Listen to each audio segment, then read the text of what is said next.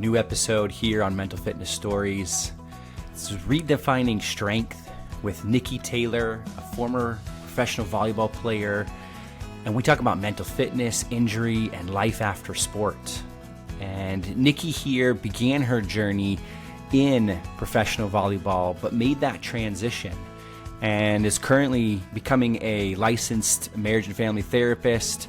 And in this episode, we get a chance to discuss what it means to go through things like injury, recovery, and then this really important process of grieving the loss of an athletic identity, especially when you're transitioning into something outside of professional sports. Love this conversation, and I hope you do too.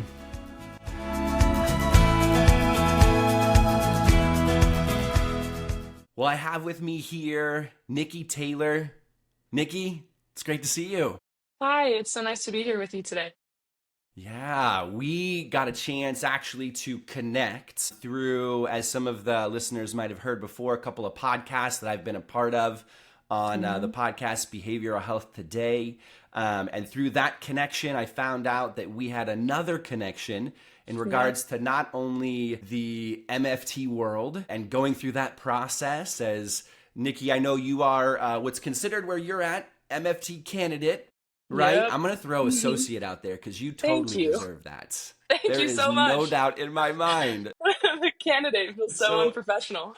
Man, right, if I can just throw that one out there, in between me and you, we'll roll with MFT associate. Perfect. So, but going through that journey right now, as well as a background in athletics and sports, being a part of actually professional volleyball, right? Mm-hmm. Yeah, I got the really great pleasure of being able to do that after I graduated from college, and it was an incredible experience. And it was really something that shaped me as an athlete, as a young woman, and now as a clinician. So it was some of the best times of my life.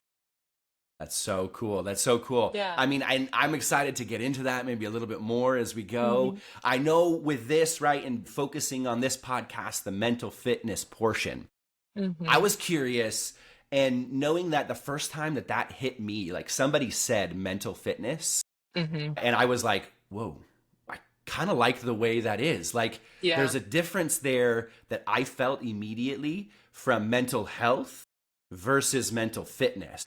And so run me through a little bit, maybe your thoughts on that. I'm not sure the first time it hit you, or just even some of the definitions you've been working through as you and I have had conversations. Yeah, I think, the term of mental fitness, I had the honor of being able to have a fantastic sports psychologist all throughout my career in college. And he really hammered into me that everything is a reframe, and being able to constantly reframe things. He always used to say, being able to reframe will grow your mental muscle. I had never really heard the term mental fitness until I actually listened to your podcast on behavioral health today. And I was like, my gosh, that's what my sports psychologist was trying to hammer into me. And that click and that switch was kind of eye-opening for me. And I think I mentioned this to you earlier, that I have been trying over the past couple days to really hammer in one definition of mental fitness. And it's hard for me to, because it's kind of ever changing depending on what I'm trying to stay mentally fit in, because some things are harder for me than others. And I think the one that I kind of fully landed on, kind of as an umbrella term, is just mental fitness being the ability to work through good and bad times and really do it in a way that is honoring of what you're feeling, while also trying to work through things at the same time. And that's the only thing I've been able to stick on, because it's been really ever changing for me. Totally. Yeah. I mean, as you say that, just the ever changing portion of it is so cool. When you had mentioned that to me, I was like, yes, that is something that, I mean, sure, this podcast is called Mental Fitness, but in no way am I feel like can even be an expert in it, right? Like, I know. There's so much that is flowing with that. And it's so cool. I appreciate you integrating that in, with what you are walking through. Yeah. Because I think, I can go back to even the athletic side, of what it means to have an ever changing, ever flowing, maybe progress Yeah. and working through things. Yeah. And I think too, it's, kind of the definition is based off of how you view the word of fitness in your life.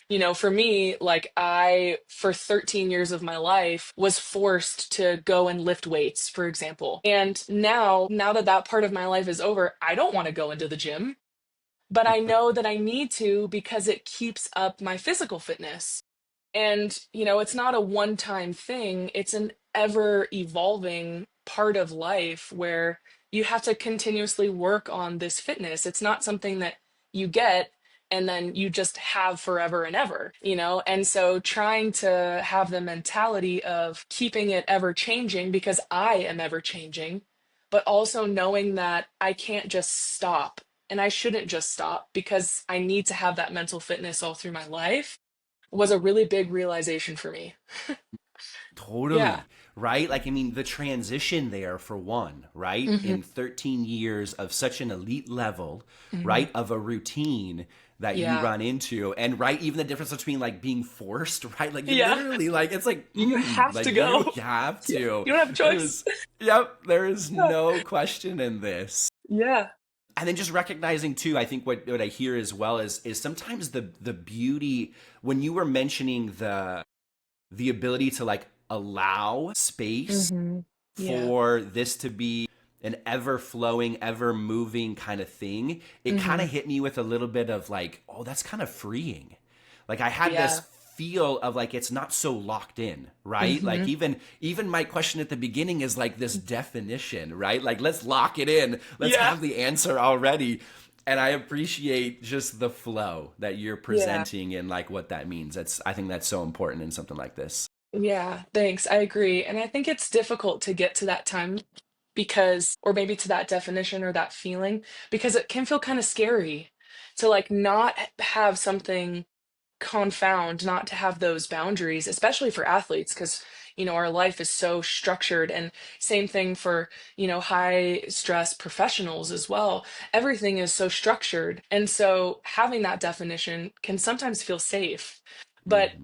sometimes it being more free and being more open can lead you to more of a proper answer or proper definition that fits you more inherently true. Yeah. Yeah. Yeah. It fits you, right? It fits your authenticity. It fits the moment. I think we were Oh talking a little yeah. bit about that too, right? Like it's just like moment by moment sometimes or Hmm. day by day, No, right? it's so Like true. life is just, it's just coming. Oh, it comes at you. Hmm. Yeah. Yeah. There's no Yeah. doubt, right? It is just Yeah. there and it's going to bring its things. Hmm. And so being able to just hear that, I think was so cool when we were talking about kind of this Yeah. idea of definition. I know one of them we were talking through as well was a little bit of the inner dialogue portion of this too, and wanted to like catch that one a little bit, and then also maybe hear more of like your story too. Yeah. I think the inner dialogue piece is something that's so interesting to me. Um, I actually really struggled with my own kind of inner dialogue as an athlete, which and I noticed really carried over into me as Nikki. They were really intertwined and I couldn't separate them. And if I, had a bad game or I had a bad practice, well, I was bad. And because I was bad there as an athlete, I was bad everywhere else. And so, really trying to have those reframes, like my sports psychologist helped me figure out, helped me realize that, if I wasn't winning, quote unquote, I was learning. I wasn't losing. I wasn't a loser. I didn't suck. I was learning. And like you had mentioned earlier with the definition, it felt so freeing to me. And it took away all the judgment that I placed on myself and that I thought others placed on me. And so it turned into instead of I suck, it would be I'm learning, or I'm a bad athlete, I'm a coachable athlete. Now my coaches get a chance to teach me. And that's what they're there for. And so trying to change some of that inner dialogue, we had talked about this earlier too, of like, I am enough. I am okay. Those types of dialogue really helped me as an athlete in my professional sense, but also just as a young woman in society. It helped me be me. And I think that that's something that people struggle with sometimes is being able to stay mentally strong when they're bashing themselves. And it's a really difficult place to be in. It's really, really tough. Very much so. Yeah, I mean, right when the inner peace, exactly what you're talking about, that inner dialogue is harsh, right? I think Hmm. that's that part of that judgment that you're talking about. When that's harsh within, so it's hard. I mean, as soon as you said like the that was a crappy practice, therefore that means that I am crappy, right? Hmm. Or like one of my examples I love throwing out there was I literally as I pitched, right? In college, right? And so one of my examples is I literally remember a time where I threw a pitch, saw the ball get hit so far, it got hit into the lights, like in the other stand. Like it was Yeah. like hit so far. And I remember just being like, that just happened. And like having to go through that quick process of like, but there's another batter that I have to throw Oh to, yeah, I have to right? keep Like throwing. and I Yeah. have to keep going, Yeah. and like even though that sucked, that Hmm. was brutal. And Hmm. then it's just like moving through sometimes that inner dialogue, right? And like walking through those times because there's other times I know too where I've had that. And I continue to struggle with that Hmm. mentality, right? Yeah. That like inner piece of like I did that crappy, Hmm. so therefore I am crappy, right? Or like that's just the yeah. Yeah, I think one of the things that was interesting to me, and I didn't actually learn this until I was much older and was not even playing my sport anymore.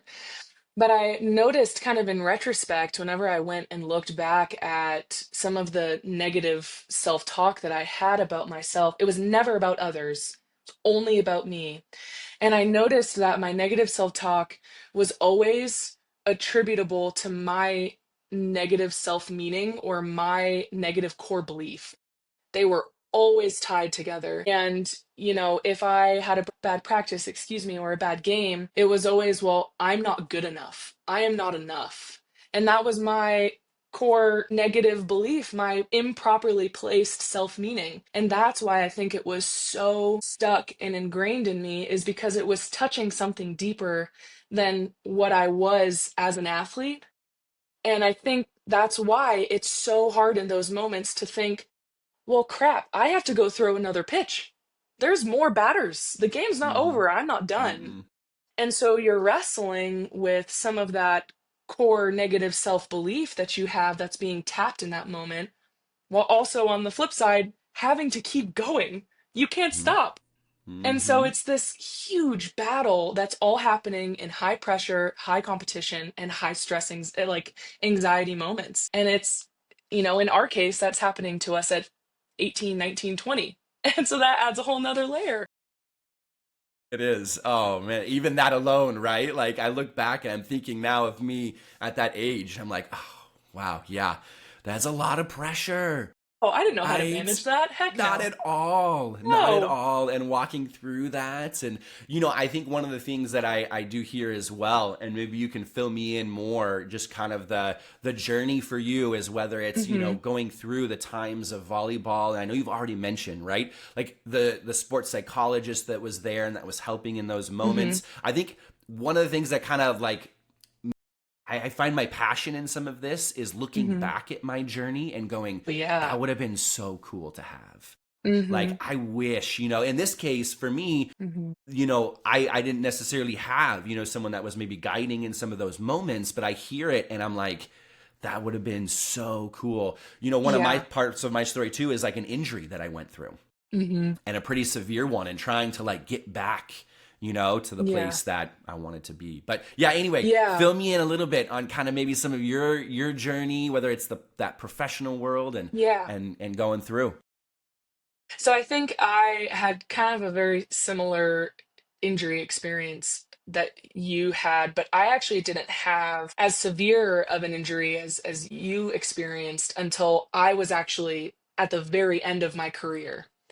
And all throughout college, I had numerous small injuries, torn meniscus, I almost had Tommy John.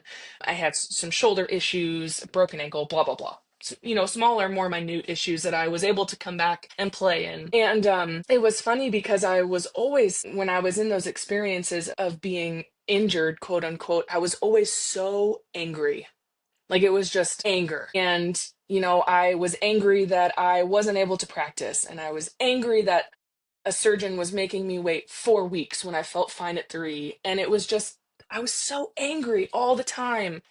And I wasn't able to, at that time, learn how to take something that I was allowing to tear down my mental fitness to be something that I could reframe and make it so I was mentally getting stronger. My fitness was growing and was finishing my professional career. I actually ended the career because of a pretty serious knee injury. And when I came back from having that injury and that surgery, I was living in Europe at the time with my team, and I came back and I had no idea who I was. Not a single clue who I was going to be, who I thought I was, who I thought others thought I was. And so there was this real time where I had to focus on strengthening my mental muscle in any way that I possibly could because I wasn't getting it from my sport anymore.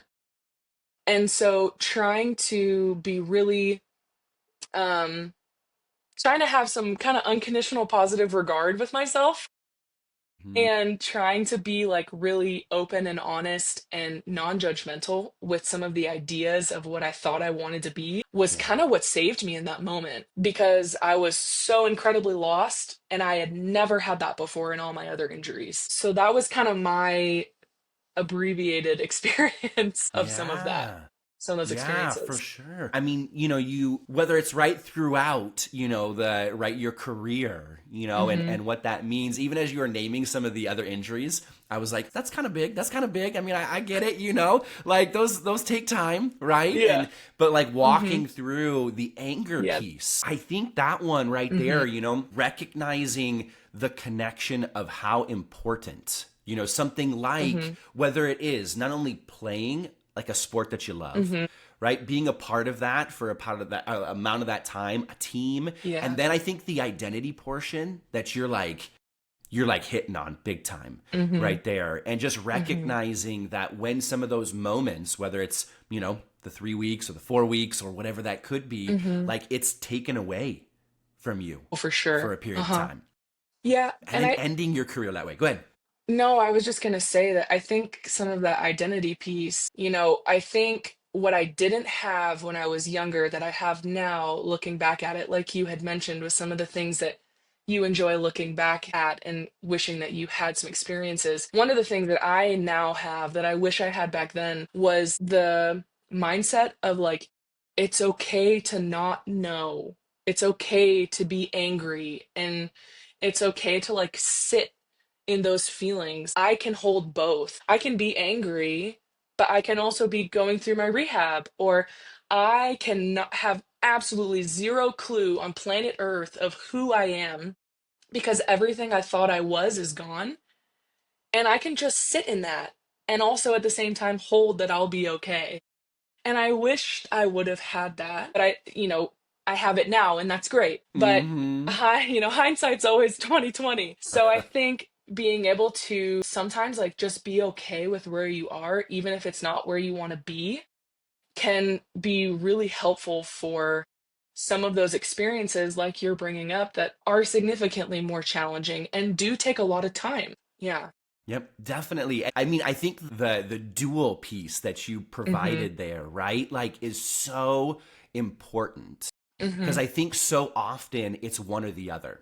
Oh, Right? for Like as soon sure. as you said that, right? That was awesome, right? Like just the dual portion to be able to Mhm. hold both of those things, and to Yeah. like maybe in some instance, like I look back and I wish I would have had that, as I was Mhm. going through, for me it was Tommy John, right? Like Yeah. that's the one that I went through, and like going through that process, I wish I would have had moments where I could hold the fact that I was literally grieving during those Oh yeah. moments. There Huh? was so much loss that's a So much part of that grief. process, and what you mentioned there, and I'm gonna be okay, like, Mhm. and I can keep moving, like, and I can show up to rehab.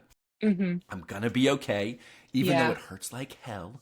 Mhm. Rehab Oh is yeah. one of the most painful It sucks experiences. mentally and physically. It is brutal. Sucks. It is brutal. Mhm. To this day, I still tell people, I'm just like, that's probably one of the most brutal experiences, just Oh as yeah. pain goes, that I've had to go through. Mhm. But as you're going through Mhm. that, being able to hold, I think, both of those and recognize that, hey, like I can do Mhm. that. Because I think Hmm. somewhere mentally there was this narrative that said that I can't. Right? Oh, yeah. Somewhere it was like, no, no, no, you got to do one or the other. You can't do Hmm. both. You have to choose. You have to choose. Hmm. I You have don't to know make a where that came choice. from. Hmm. Yeah. Yeah. No, I it's want to so be like, true. right? Like whoever, Hmm. however that popped in, I want to be like, no, thank you. I don't need that. Yeah. What I'd rather have is exactly what you hit on, which is, I Hmm. think, that ability that we people, you, I, that they Hmm. have to be able to hold both of those spaces, I think Yeah. is right on. I love that because we have the ability to do it. It's Hmm. just hard to do because we're never taught how. But yeah, I love what you're adding there of like we do. Yeah. Yeah. And I think, part of what I recognize too, and I'll run this by you as well. One of the things I've recognized with mental fitness is sometimes a place I can go to is focusing solely on me and recognizing that it's Hmm. not just me, that I actually need these other people that's around me. Hmm. And I think Hmm. that's something that I've recognized too is that maybe for me, a portion of life that there was like I felt alone, right? Like I Oh felt like yeah. maybe I couldn't hold both of those things that we were talking about because they were Hmm. like overwhelming. And, in those moments I felt alone. But like throwing out there Hmm. just this idea of mental fitness within like a community, a team, Hmm. your support. That's kind of what I've been flushing out too. So I'm curious a little bit of like your Yeah. thoughts on that. Yeah. I think it's funny because I sat down and had a talk with my dad, and then I've had the same therapist now for about going on 13 years. So I'm very, very privileged to have that connection. And I sat down and talked with both of them when I was deciding what I wanted to do after I, quote unquote, retired. And it made me realize just some of we were talking about if I wanted kind of what field I wanted to go into in mental health. Did I want to be a clinical counselor? Did I want to be an MFT? And it was funny because I felt so drawn to systems therapy because of the incredible system I had. And it's so incredible to me the system that I was able to have within my family that supported me, within my faith and how that supported me, within my community. Hawaii's really small. And so my community was amazing.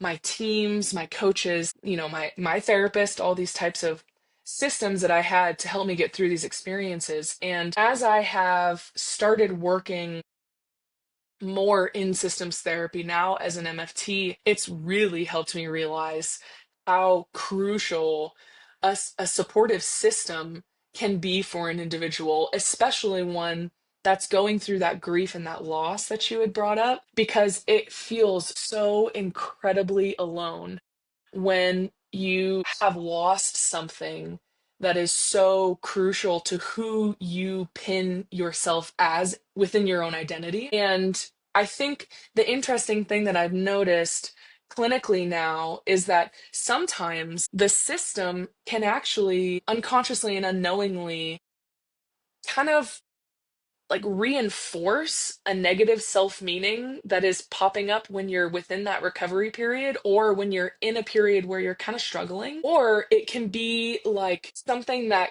kind of acts as a trampoline to like positively propel you into something that you want to reach. And learning kind of how our own system fits into those, I think is something that's really hard, but it can be extremely helpful because one can be really detrimental and the other can be the best experience that you've ever had. So it is extremely important to have that type of support system. Yeah. No, Yeah. it's right. The support piece, I think, Hmm. the trampoline, I love that idea. I love that picture Yeah. and what it means, right? Like as you're going through those things, because I think the alone, right? The isolation that can happen in grief, Hmm. I think it's unfortunate in so many ways that like sometimes the societal pressures is like, okay, that's about it, right? Yeah. And working through that Mhm. process is one of the things that I recognize with society, with sometimes it's family as well, sometimes these other Big time. pressures that come in instead of then being able to have a support system that says, be you. You know, we're Yeah. here, right? We understand. Yeah, I think too, kind of bringing it back to this mental fitness piece as I'm kind of reflecting on some of the experiences that I had and whether they were part of volleyball or not, they were maybe just part of my personal or my, journey to become an MFT that I'm still kind of walking. But I've noticed that trying to have that support system can be really helpful in those moments when I'm really struggling because I feel like when I'm really struggling, it's really hard for me to remember some of that mental fitness piece of like, I should be working on some of these things or it's okay, right? Like my definition that I talked about earlier of mental fitness is being able to work through the good and the bad. And when my mental fitness feels low and I'm not able to do that in whatever capacity it may be, having that support system kind of hold me up when I can't hold myself up, I think can also be really important too, because I can't do it for myself in that moment, even if I want to or not. Yeah. Yeah. Yeah, it's so true. It's that's where I think that the support piece kind of fits right within Mhm. whether it's kind of the mental fitness aspect, but it's needed. Mhm. It's needed Mhm. because I think you're right on when you're going through those moments, whether it's the grief, whether it's the loss, whether it's kind of Mhm. the that low Yeah. energy, so much what that can be. And when there is maybe a narrative attached to that of like, oh, I Oh yeah. shouldn't be in this, I shouldn't be Mhm. feeling this, right? You're the Mhm. only one that's going through this way, Yeah. right? Like all of those messages can come in and you need the support people to be like, hey Nikki, I noticed something here, you okay? Mhm. Yes. Right? Like Exactly. can we just like sit? Can we Mhm. just, whether it's chat, can we just, Mhm. whatever it is, can we go do that one thing? I just want to go see a Yes. movie. I don't know what it is, Yes. right? But like, Yeah. can we just be together for a second? And those moments are absolutely huge. I can pinpoint as well. I think those moments where, I think moments both where I would have needed more of that, Yes. and the moments where I found it and it happened for Yeah. me. And it was just so impactful.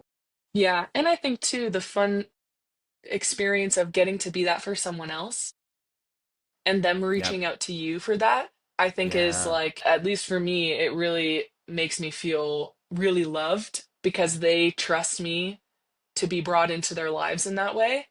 And so I think getting it and receiving it and maybe needing it a little bit more at certain times than what we got, and Yeah. also being able to provide that for someone else is such an incredible experience, like you're mentioning.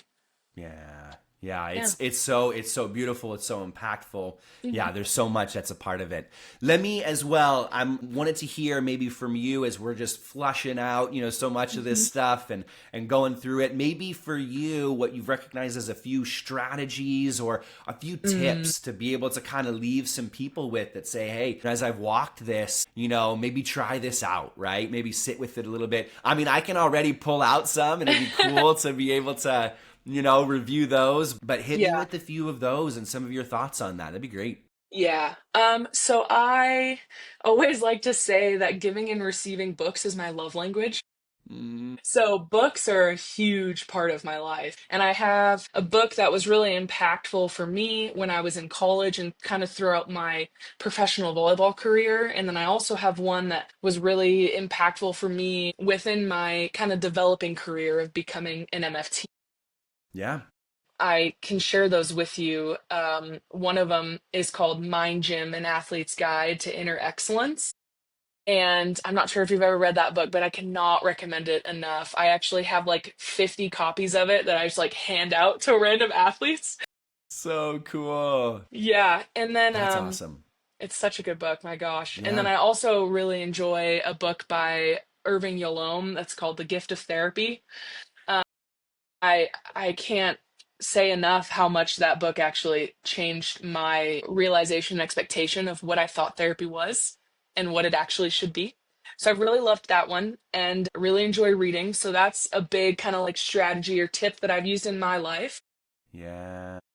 Listening to podcasts. I obviously love listening Hmm. to Behavioral Health Today. I love listening to your podcast. Yeah. I also have kind of other podcasts that I put on my drive to work because I drive an For hour to sure. work. Yeah. that I kind of like to just veg out to and just like, Mm-hmm. just listen as background noise. Yeah. And then I think one of the really big ones, and I actually focused a lot on this after our kind of first conversation, was really trying to personally practice some self-compassion while also really being intentional about like growing my mental fitness and like having it be a priority and be something that I really put a lot of intention into. Yeah. And I've really been trying to do that. And I think those are some of kind of the main things that I do in my life that are really helpful to me. And I think the last one I would love to add, and I might be a little biased on this one, but I grew up with a psychologist as a dad. So therapy was something that I grew up in. And I was so privileged and really appreciative of that experience. But I think everybody could benefit with going and talking to someone that just has their best interest in mind. Yeah. And so I think having that experience of, getting to go and share your heart in one of the safest environments is something that is a huge strategy for me in my life, and a strategy I would hope to see, other people utilize as well. Yeah, Yeah. definitely. Oh, those are Yeah. so cool. I mean, I love it from the reading aspect, right? Yeah. Like that's such a I agree, in so many Hmm. ways. I love, right? Like a good resource, Yeah. a good book, right? Something that I Hmm. can just get lost in and then learn from Yeah. because I think I hear Mhm. that. So we'll definitely have those available as far as just the like Love that. links below, right? Those are Yeah. going to be there. Perfect. So definitely finding those. I have not read Mind Gym, but I think that's one that I need to get into. It's You're so like good. it's added to the list for sure. It's I so definitely good. got to It's get small into. too. It's not a very large book. It's pretty easy to read. Cool. Yeah, no, that's awesome. I love that. So, okay, Yeah. so that'll be on the list. And then, yeah, just the things that you were Perfect. mentioning, right? Like, from the learning aspects to, yeah, what it means to even be able to Yeah. find somebody, right? Find somebody who you can really Hmm. gravitate towards that. In this case, it's like Hmm. a therapist, right? And Hmm. someone who has your best interest in mind. I think the benefit of that. I know you mentioned self-compassion, and I'm like, we could spend a whole nother like podcast on self-compassion and being curious. So I am like Yeah. all about that, Nikki. We're probably going to That's do it so fun. again, right? You're I going would to love just be that. able to keep rolling with this. But as you mentioned that one's been a big one for me as well. Hmm. It's just the practice of self-compassion and what it means. I've spoken about it before, but I know like a Yeah. great resource on that one is Kristen Neff, and she's got mindful self-compassion, and it's just a beautiful kind of concept that's a part of the world. So we'll be able to talk more about that for sure at some Heck point. yeah. That'd be so great. But let me do this. I know as we're kind of wrapping up and towards the end here, sometimes I like to just give an opportunity if there is like a kind of last-ish word or like an Hmm. encouragement that you like to just either leave with, whether it's sometimes clients or athletes or Hmm. just a reminder of like, hey, this is kind of life, and this is where Yeah. I'm at. Feel free. Yeah. You can I share. think that the number one thing that I learned this, oh gosh, I would say probably when I was 18, my sophomore year of college, and it's something that I've carried out in my life in every single aspect. And I was actually taught this by one of my mentors, his name is Marv Dunphy, and he was a Hall of Fame men's volleyball coach. He, works with the US national team now. He has numerous gold medals under his belt. He's just very old school, traditional. And he always told me, that nobody is ever going to be able to show up at 100%. It's not possible. It's impossible to be 100% of yourself all the time. And I was always like, no, that doesn't make sense. I'm 100% right now. Yeah. And then, as young little 18-year-old me. But as I've Yep, gotten exactly. older, I realized, he would always follow up that with saying that I don't need you to be 100%. I just need you to be 100% of whatever percent you're at. So if you come into my gym or into my office and, you've had a really tough day and maybe you're only at 70% of yourself, that's fine. That's great. I just need you to be 100% of that 70%.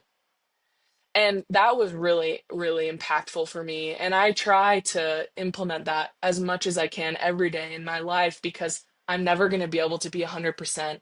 But if I can be 100% of whatever I'm at, then it honors what I'm feeling And it also honors the people that I'm around and the things that I'm doing. And that's been my biggest life takeaway so far. And I'm hoping that that could be, you know, takeawayable for someone or Oh impactful for yeah, someone, because for it sure. really helped me. Yeah, well, it's Yeah. impactful here. Okay, so you already got Thank you. one. Okay, you Thanks. already got one. Perfect. No, That's all I seriously, need. that was so cool. I absolutely Yeah. love that. I think the beauty Thanks. that's in that is just, yeah, something Hmm. so applicable. So, man, I Hmm. appreciate that. Well, hopefully, Yeah. some of the listeners as well will be able to take that and run with I it hope so. amidst all the other things we were able to flesh out. I know as well we will be able to do this again. Well, that wraps us up. Another episode here, and just what Nikki Taylor was able to go through from injury to transition in career to the grieving process. And then that last bit, I hope you loved it as much as I did as well. But being able to embrace where you're at and take that, if it's 70%, 50%, 20%, but you give 100% of where you're currently at, how that honors yourself and it honors others around you. Make sure to check out the resources as well. Mind Gym, that was a big one she mentioned.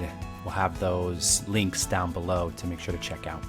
And what a great episode. I hope you enjoyed it. And if you did, feel free to subscribe or like, and look forward to many more podcasts to come. With that, be curious, stay curious without judgment. Until next time.